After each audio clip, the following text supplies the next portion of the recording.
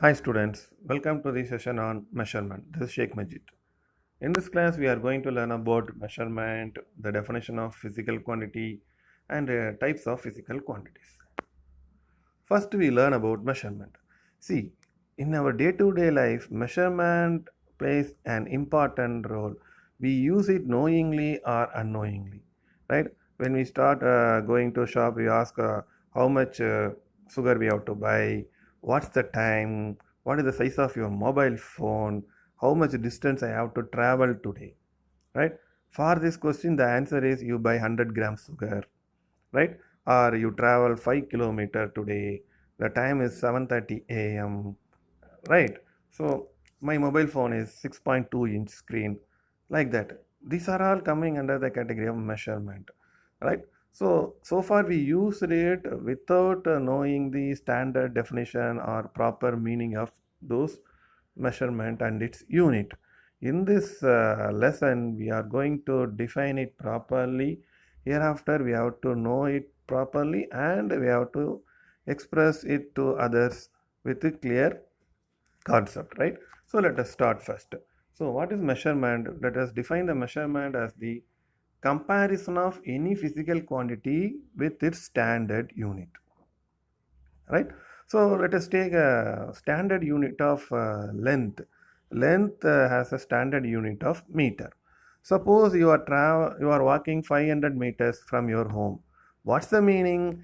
Compared to the fundamental unit of length, that is 1 meter, the distance you walked is 500 times greater, right or no? So measurement always involves comparison. When we know that whenever we want to compare anything, we need minimum two things, right? One thing, what I have, one thing I have to compare with the reference. That reference is nothing but it should be standardized and accepted worldwide. That is nothing but your standard unit. For length, the standard unit is meter, right? So I traveled 500 meter from my home. That means what? The distance I traveled is 500 times greater than the fundamental unit of length. Clear, right? So this is one important thing, right? Today I meditated for 30 seconds. What's the meaning? Compared to the fundamental unit of time, that is nothing but second, I closed and meditated 30 times long. Clear or no? So this is what is known as measurement. So measurement involves comparison. For comparison, we need two things. So here we are comparing our physical quantity with its fundamental or standard unit. Standard means it is accepted worldwide, right? So everyone using the same thing, that is known as standard. It is fixed by the great scientists and eminent people who have convened a meeting and decided about this standard. Okay, next, physical quantity. Next we have to learn what is physical quantity. Physical quantity, any quantity that can be measured is known as physical quantity. Whatever things you are able to measure, that thing coming under the category of physical quantity. And also, depending on that, the laws of physics are developed. So simply you say physical quantity is a quantity that can be measured. For example, I have given here mass. You can measure mass, you can measure length, you can measure time, right?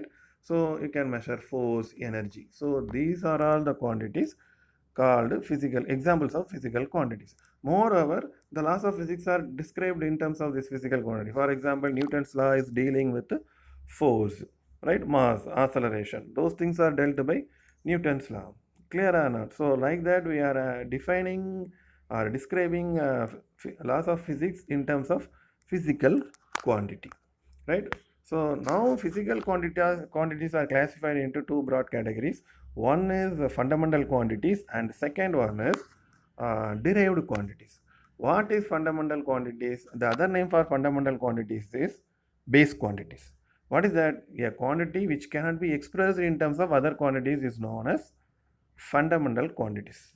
These quantities you cannot express in terms of other. Here I have given 7 fundamental quantities. These are all the worldwide available 7 fundamental quantities: length, mass, time, electric current, temperature, luminous intensity, amount of substance. These are all 7 fundamental quantities universally accepted, right? So length, you cannot express length in terms of others, right? You cannot express length in terms of mass or time. You cannot express length in terms of area, volume, right? Similarly, you cannot express mass in terms of length, time. You cannot express mass in terms of velocity, force, like that. Clear or not? These are all the quantities. See, these are all the, that's why it is called fundamental quantities. Clear or not? So, derived quantity is the quantity that can be derived in terms of fundamental quantities, right? Let us see that. For example, you see, what is area? Area is a derived quantity. Area is defined as length into breadth. We know length is a fundamental quantity. Breadth is also somewhat length only with increase in length or decrease in length. So both are length. So these two are fundamental quantities. This is a derived quantity. Similarly, we know that velocity is given by distance per time. Distance is nothing but length. Right? Length is a fundamental quantity. Time is a fundamental quantity. By using these two fundamental quantities, I derived a new quantity called derived quantity, which is nothing but here is velocity. So you see, right? Volume. Similarly, area, we know that length into length or length into breadth, right? Volume, length into length into length or distance. So velocity, I told. Acceleration, right? We know that velocity per second. So like that, force, right? So everything can be expressed in terms of fundamental quantities. That's why these quantities are known as derived quantities, right? So here I have given some questions to test your understanding. Kindly submit your answers in the comment section. If you are having any doubts also, you can ask me in the comment section. I am happy to clarify all your doubts. Thank you.